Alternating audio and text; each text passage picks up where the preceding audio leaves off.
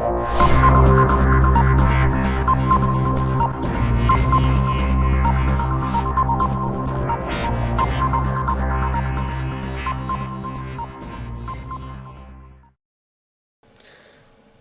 guys, this is the Idaho Picker with a special investigative report on the DC shooting, Naval Yard shooting.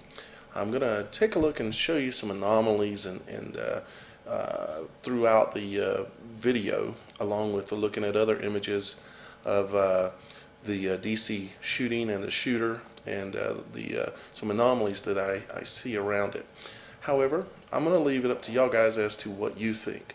I'm going to show you these images of the video and various different images of the weapon and so on, and I'm going to show you the numerology in depth surrounding it, and let you make your own decision as to whether this stuff is logical or whether it's a coincidence or just whatever you want to think. Okay, so first thing we're going to do is we're going to try to determine, and I realize this image isn't that good, but that's what they gave us. This is a clip out of the video, and this is your shooter here, okay? Aaron Alexis, right? This is the bag. You see the bag here, okay? This is the bag that he supposedly had a broken down Remington 870 12 gauge shotgun in, with the stock sawed off and the barrel, the gun taken apart. Supposedly put it together in the restroom. Let's try to determine, if we can here, by using logic, as to whether or not that 12 gauge shotgun would fit in here, even if it was broken down in this bag. Okay, let me show you a closer look at the bag, the supposed bag. This is the image that the FBI released showing the bag in question. Now, as you may have noticed, the way that he was carrying this bag in previous photo, and we'll take another look at it here in a second, but he was carrying it with a strap over his shoulder. However, the strap over the shoulder strap is now gone, and this is what the shooter supposedly left behind in the bathroom. It looks like it's still pretty full of stuff. So what all is in here that makes this bag still full and bulge out, and would still allow for him to have a broken down 12 gauge sawed off shotgun in here? Okay, and what we've got to determine, though, is whether or not we think that that 12 gauge broken down shotgun would fit in here. And I've got images of the actual gun, and I've got images of a broken down shotgun of the same size, of that same model, and we're going to take a look at that. So let's go ahead and take a look at that real quick. Actually, first, let's take a look. I want you to see that this is an over-the-shoulder strap. See, he's carrying it down here on his left hip, that backpack, and there's an over-the-shoulder strap that he's got it, that he's carrying it with, and yet the strap apparently is now missing. It's just a strange thing, why would he take the time to take the strap off and stuff it inside, right? I don't know. But anyways, let's see if we can determine if this shotgun would fit in this bag. If you look at this bag, it's hanging on the door. Your handle would be right about here where the bag's at, and then up here, of course, is the hook that it's hanging on. And so from that handle up to about the top of here, I don't know what you would guess that would be, but let's take a look at the shotgun itself. Now, this 870, this Remington 870 comes in different styles.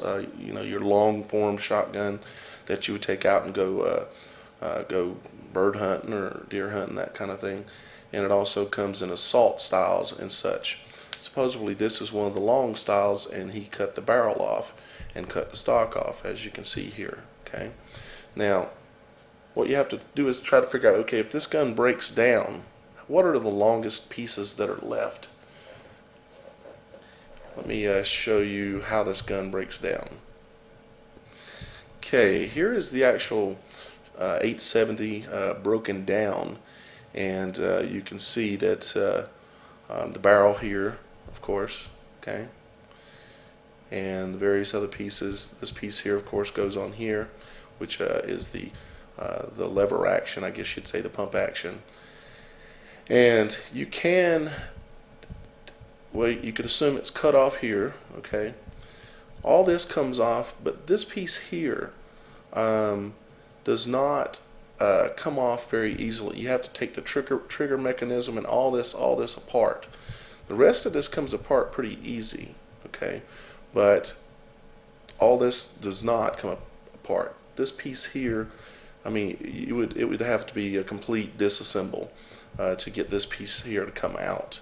If you'll go on, you can go online and see anybody that's taken these guns apart and putting them back together. They never take this piece apart.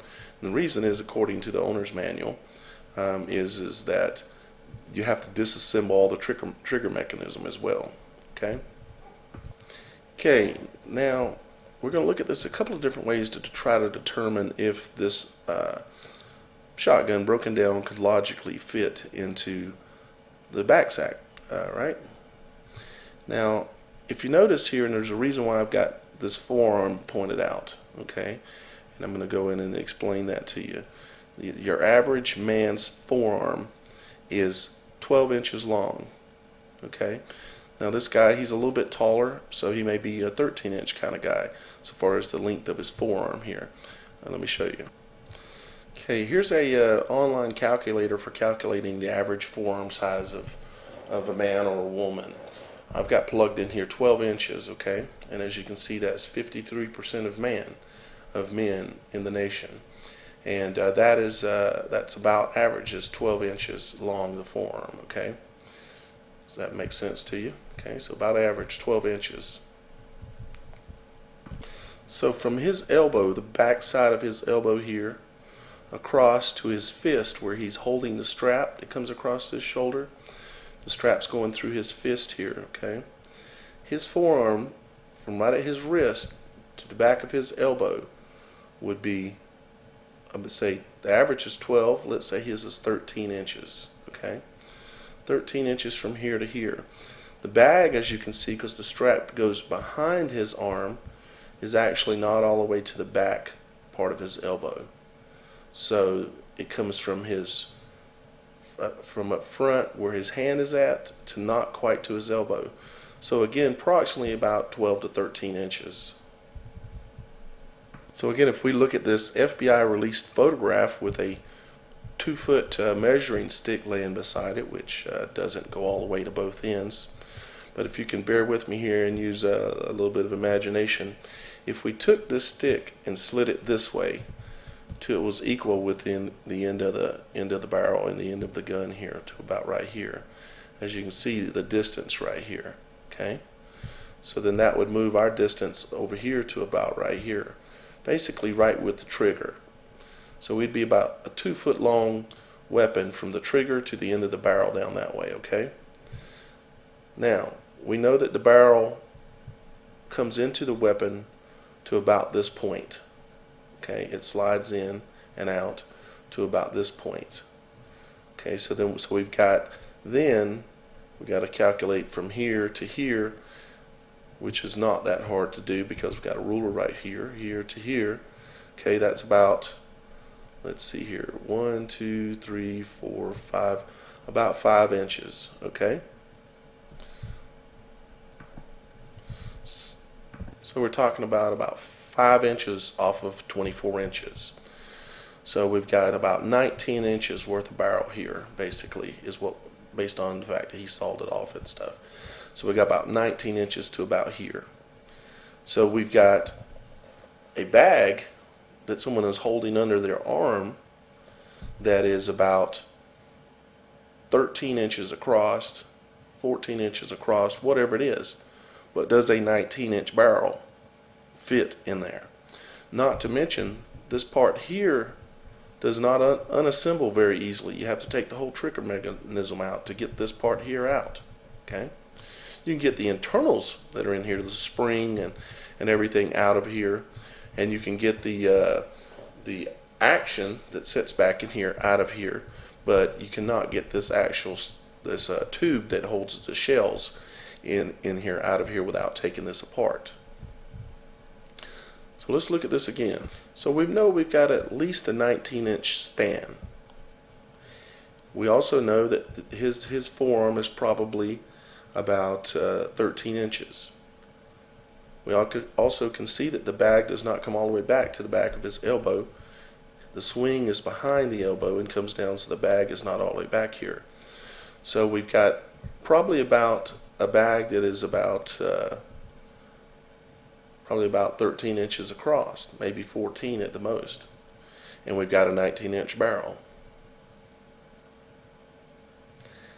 How does that weapon fit in that bag? Even broken down. Even if he took all the trigger mechanism out, and which is a lot more work, let's assume he did, it would still have a 19-inch barrel, solid steel barrel. It's got to fit in this 14-inch bag. Let's look at the other bag again.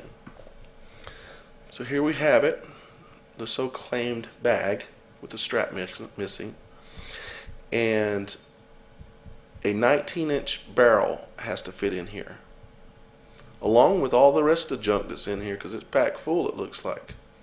If it wasn't, it would be sagging. We know what an empty backpack looks like, right, folks? So you had that gun in here with everything else that's in here. Okay? Not only just the barrel, but the other long pieces. Right? What do you think? I'll leave it up to you, right? Now here's a photo where he supposedly had just come out of the bathroom and put this together. You know, and had put it together, and he's fiddling actually with his name tag. This video exists online. You can probably pretty easily find it. It was released supposedly by the FBI. He's fiddling with his name tag, and he's right out in the middle of the hall. You know, anybody could spot him, including a security camera that's just over his right shoulder. Now, that by itself isn't that funny, but then he stands there and he turns around and finally puts the weapon in both hands. Okay, and you can see what I was talking about the barrel length. This guy is supposedly, I believe it's 6'1", so he's a pretty tall guy, lanky guy, and your barrel would come all the way back into around here. Okay, somewhere's right back in there. So you got all this barrel to go in that backpack, along with the rest of the gun and everything else. Here's the name tag he was fiddling with, and now, as you've noticed, he's turned around and not facing that way. He's facing back this way towards the camera. Just hung out there for a minute, or not a minute, but you know, a little bit. Strangely, not really paying attention to who's down the hall, who might be coming or anything. He's just, you know, kind of taking a photo opportunity for the camera to show off the gun. You know, because if you're going to make a good terror video, you got to show off the weapon, you know. So here he is now getting ready. Of course, he had his back both ways down the hall. Now he's going to turn around and go on down the hall. I just thought a few of these things were a little strange as well as the whole story of the backpack and whether that gun would fit in the backpack. Something else I found a little strange was the image of the car, the Toyota Prius supposedly coming in. And what was particularly just strange about it is that the fact that it come in and it's so dark in here that you can't see the license plate and you can't see who's in the vehicle. I've got a couple other images here to show you, but what I'm going to show you is that actually it's not dark in here. It's well lit, even though the images they released looks like it's dark coming in there, right? So here you can see how dark the images actually are coming in. You know, it's really strange because if it was a lot lighter, you could see who was in the vehicle. You know, just a thought. Wait a minute, what is that on the hood right there? Let's take a closer look. Just moved it forward a couple of frames. What that is the reflection of the huge halogen light right above the car, shining right down into the car, as you can see. And yet we still can't see who's driving. Just anomalies that make me go, In part 2 of this special report, I'm going to take you into the numerology surrounding this whole event.